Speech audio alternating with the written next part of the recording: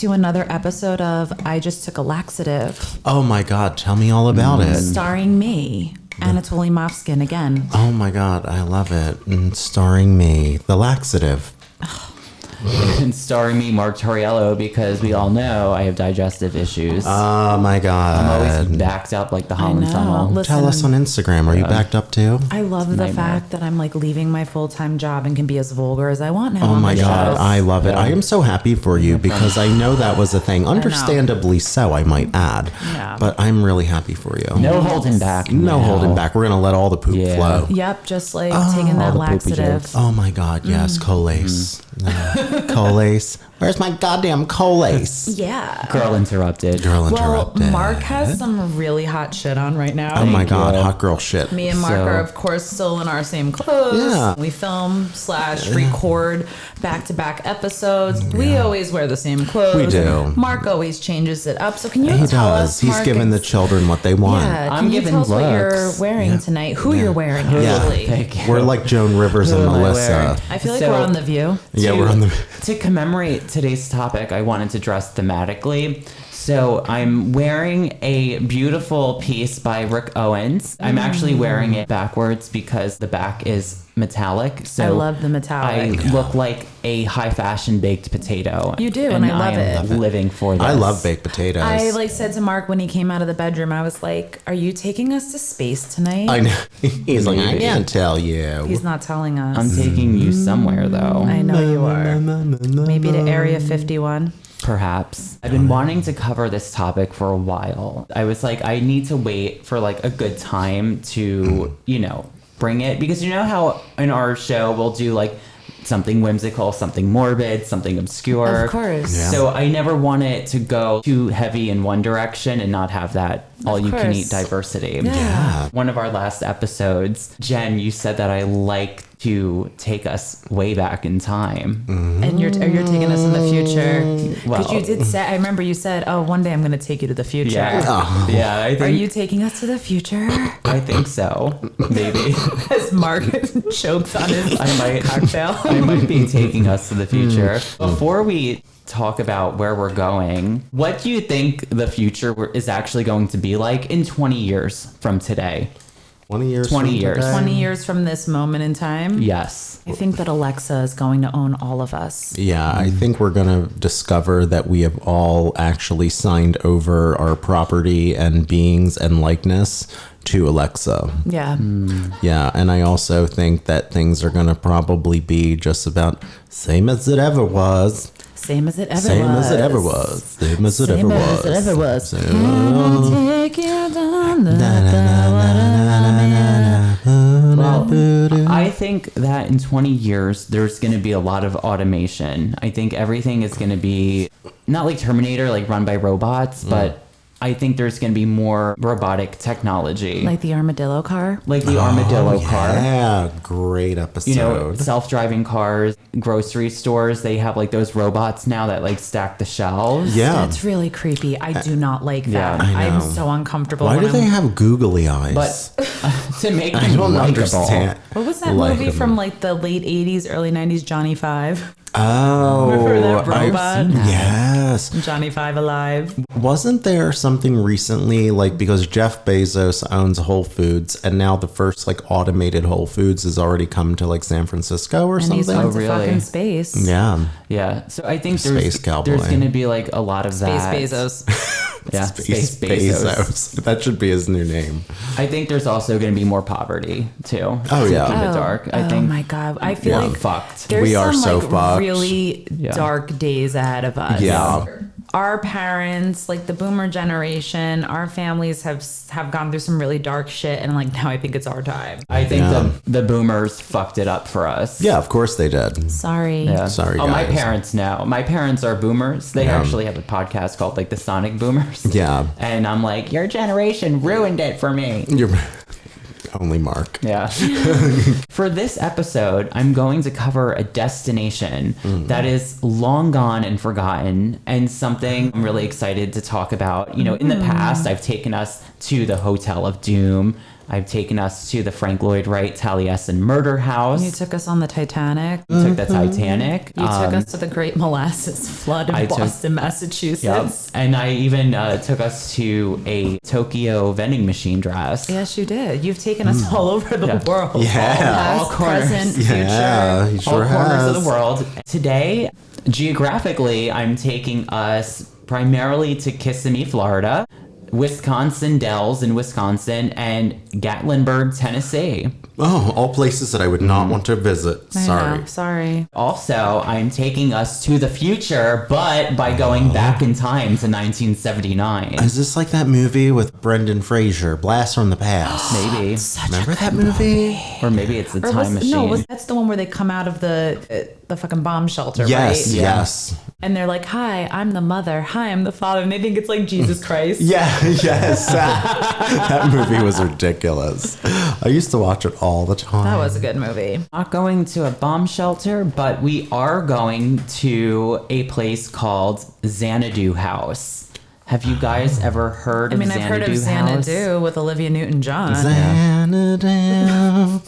I've heard of the Xanadu House from Mark, but I don't know much about Xanadu it. House. I just heard of the movie. I just know the movie Roller skates. with roller skates And and Olivia Olivia Newton-John. Olivia Newton-John still has a husband that's missing and no one knows what happened to Really? him. Yeah.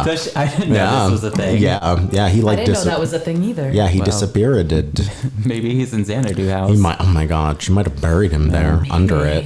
So do you want to know what Xanadu House is? Hell yeah. The Xanadu Houses was actually a series of 3 experimental homes designed by Roy Mason. These homes were designed to run off of computers and automation. This project began in 1979. These 3 homes were marketed as homes of the future. Like the Jetsons. Yes. Aside from these homes running off of computers, and might I add, 1980s computers. Oh, yeah. They had really unusual construction methods and looked highly futuristic. You would think aliens lived there. So cute. Or like the Jetsons. I love Meet that. George Jetson Na-na-na. and little Elroy. Well, it's funny you said that because look, there's like these 2 little children Is that inside. E.T. in the background? Yeah. Oh my I god. love E.T. Oh, So they were we're- marketing. I'm showing Jen a picture from Xanadu House. It's Yeah. like 2 children Oh in this my circular God. disc. 3 different versions of Xanadu House. They were built with polyurethane insulation foam instead of concrete. The benefit to that was just that it was fast, it was cost efficient, and it was an easy way of construction. But as a result, it kind of looks like this like blobby bubble. Yeah. Looks like polyfoam. It does. Yeah. But it also looks like a fun like playhouse for kids. Yeah. Yes. Like that would be like my fantasy as a kid to like Oh, yeah. roll all over the place on that foam. Yeah. Oh, yeah. Hug E.T. Oh, my god. Oh, I would do so much to E.T. I know you would. With that one finger that lights up. Oh, my. Don't Oh, my even get me God. started. We've got another Anatoly in the house. Even though these were designed as like conceptual homes, they were actually tourist attractions. So they weren't like real houses. Like no one lived in them. They weren't designed to sell. They were just designed to be like little tourist traps. So like you would just kind of go in and visit and explore and like do your like was it kind of like Discovery Zone? Remember Discovery Zone? Oh, girl, I loved Discovery so Zone. like was it like a Discovery Zone? It was, but not like a Chuck E. Cheese thing. It was more like educational and Oh, like a Liberty Science Center. yes, it There was you more go. like Okay. it was like an immersive experience. Okay. Oh, going Yeah. back to immersive experiences. High extreme kidnapping.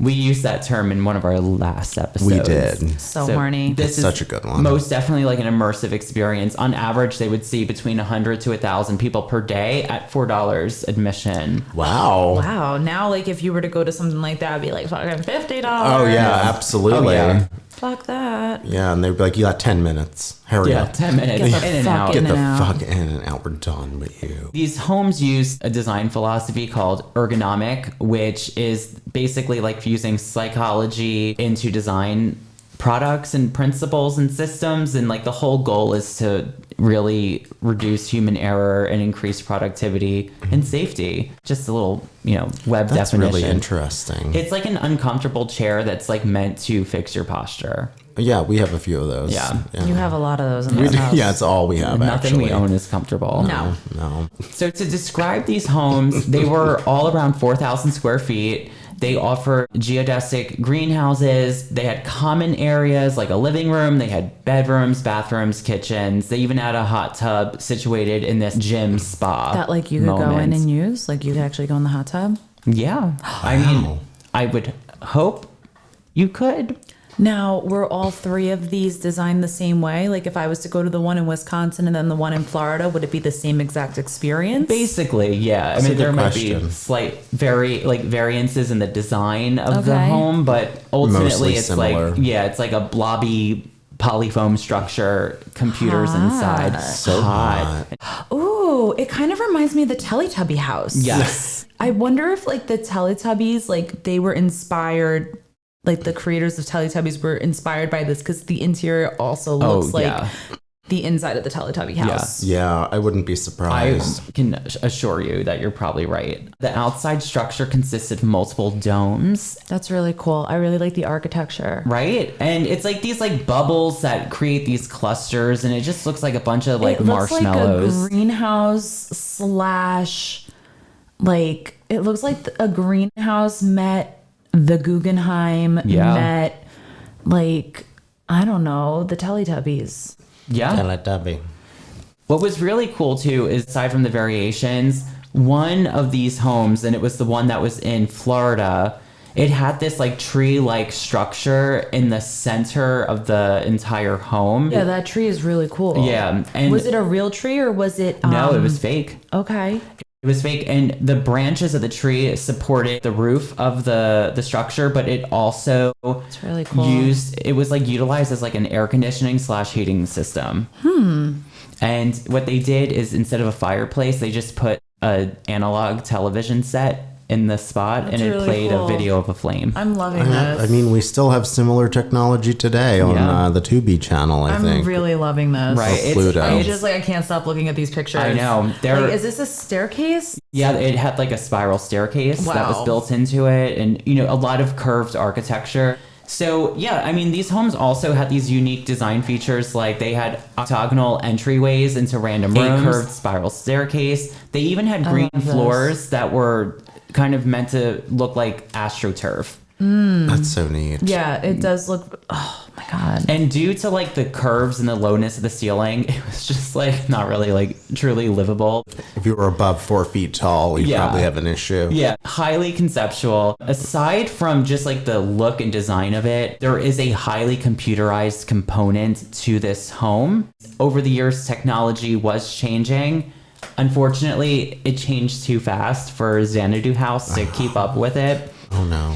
So we're going to go from 1979 to 1983.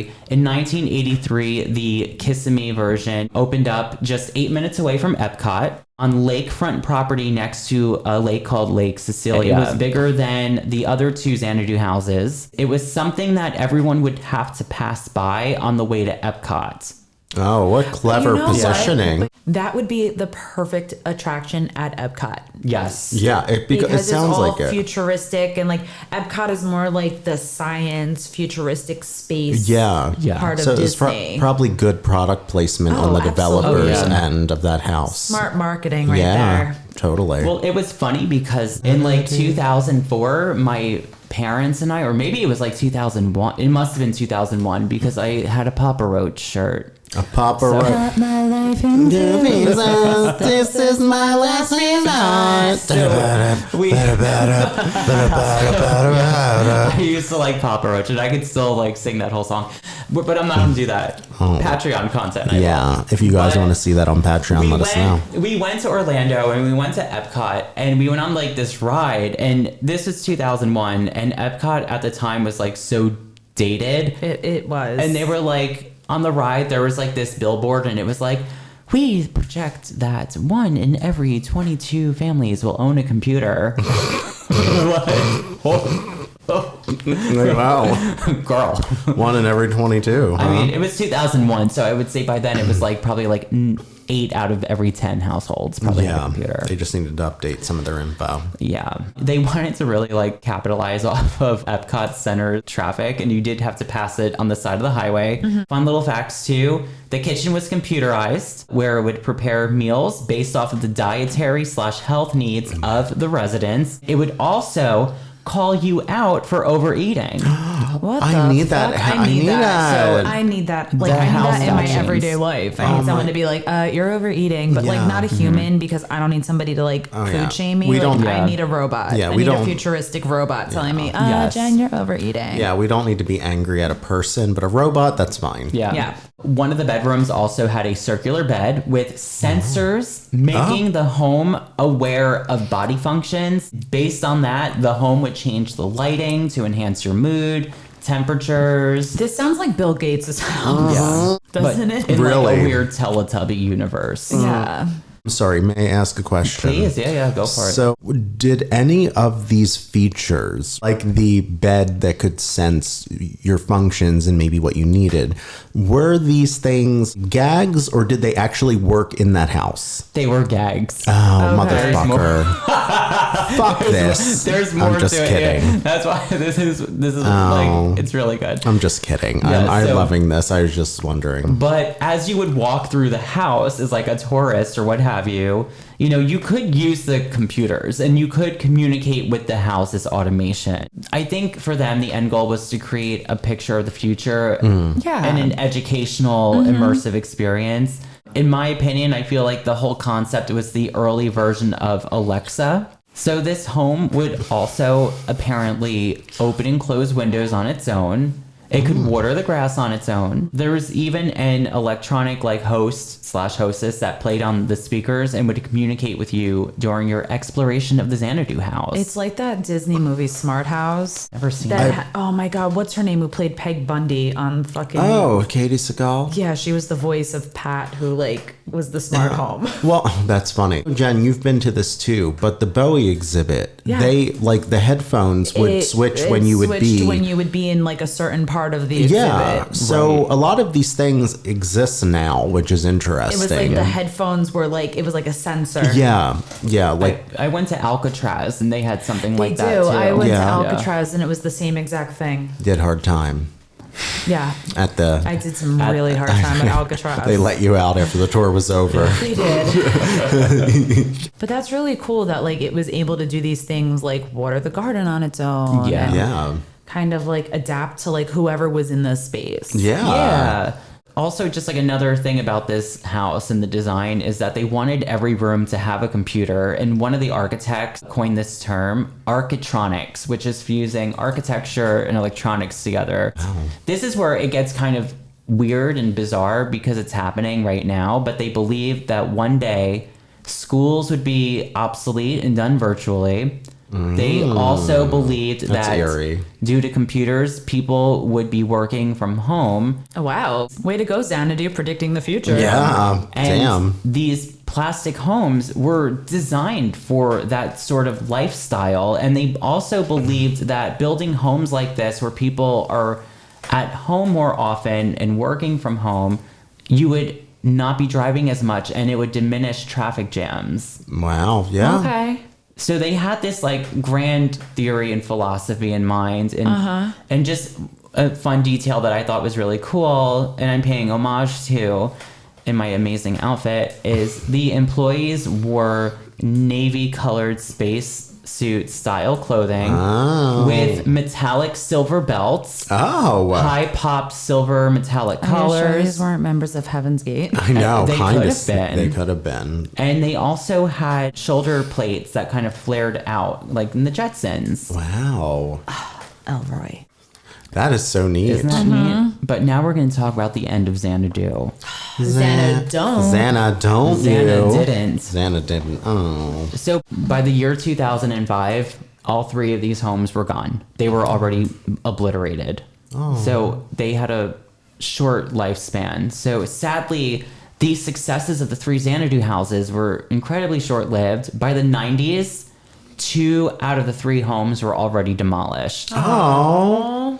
The last standing Xanadu house was the one that was in Kissimmee, Florida. That closed in 1996 and stayed abandoned until 2005 when it was finally demolished. Oh, Xanadu. Xanadu.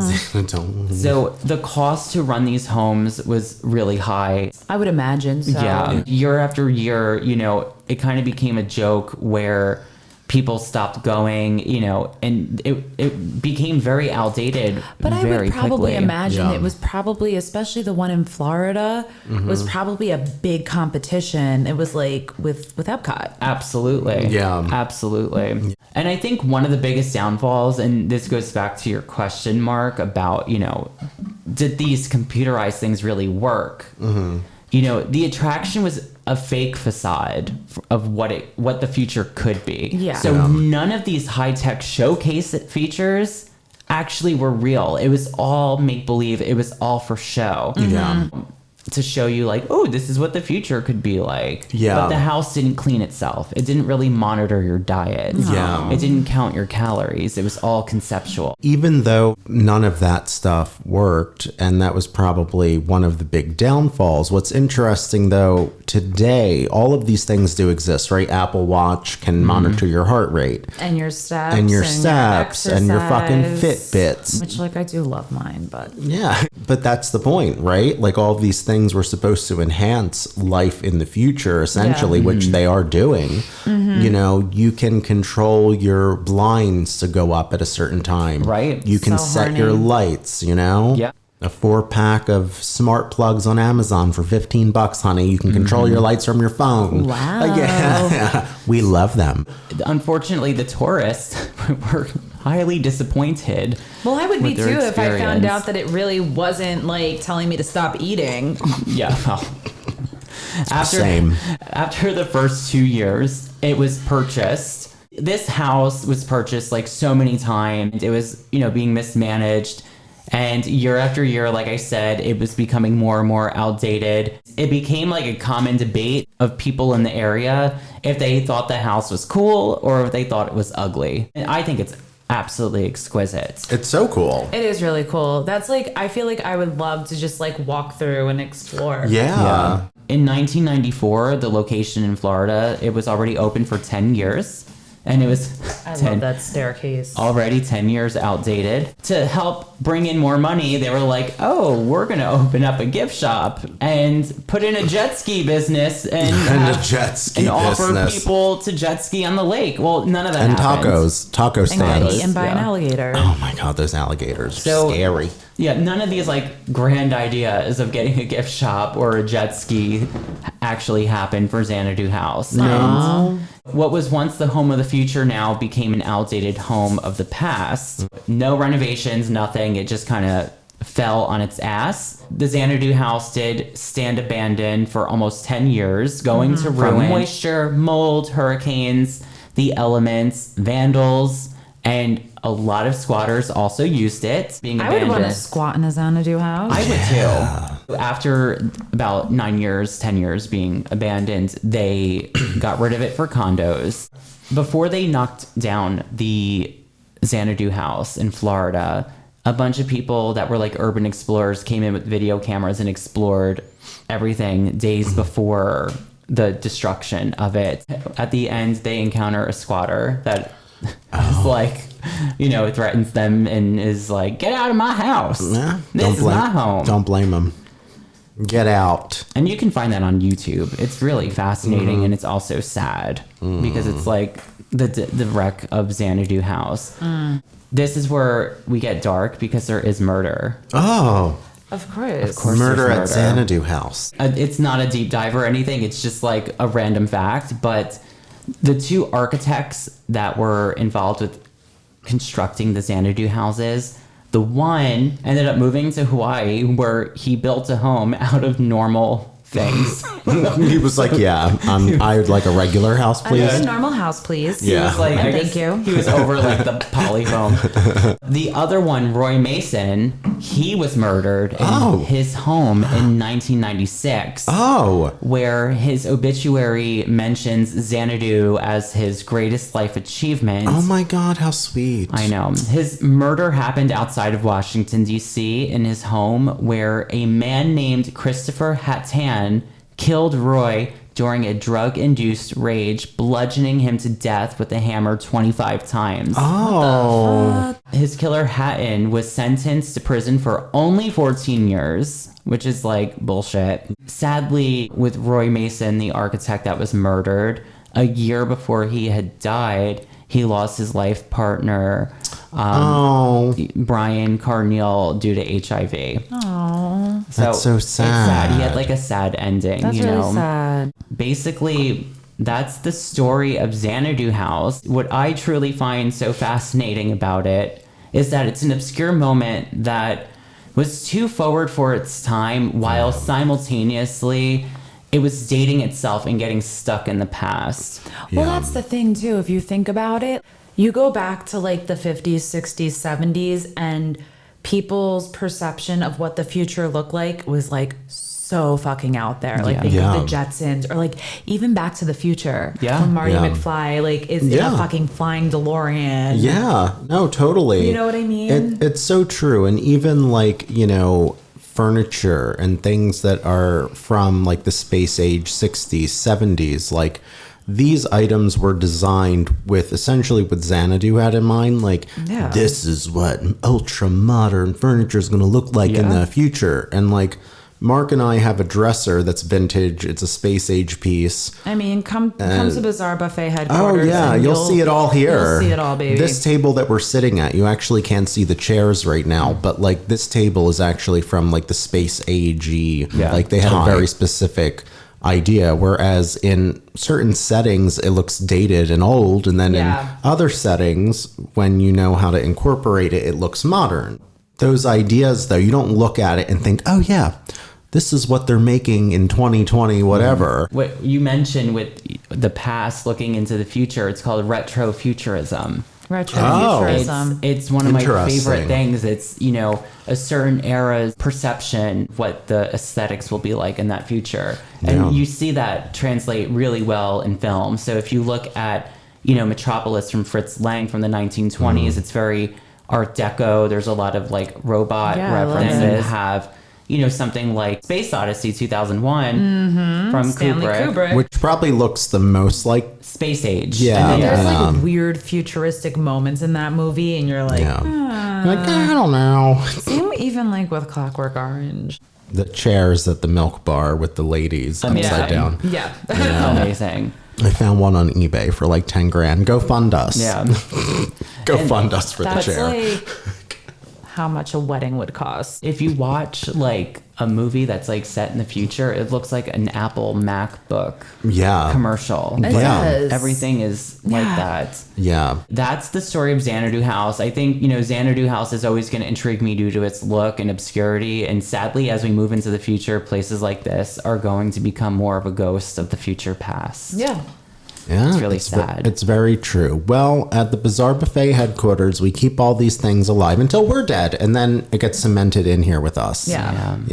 And that was really good, Mark. Yeah, Thank you. I loved it. I love that you was took fantastic. us into the future. Took us to the future, into the past. Past, future, present, Listen, past. It's like a mind fuck. I kind of it is. foreshadowed it in the like one of our last episodes. Yeah, you did. You really did. That was fantastic. That was really great, Mark. Wow. Well, listen. And you can see the videos on YouTube. It's fascinating. Yeah, I've seen them a while ago, like the Urban X video, whatever. Yeah. But yeah, I mean, if you want to support our Xanadu House, you can do that by going on patreon.com/bizarrebuffet.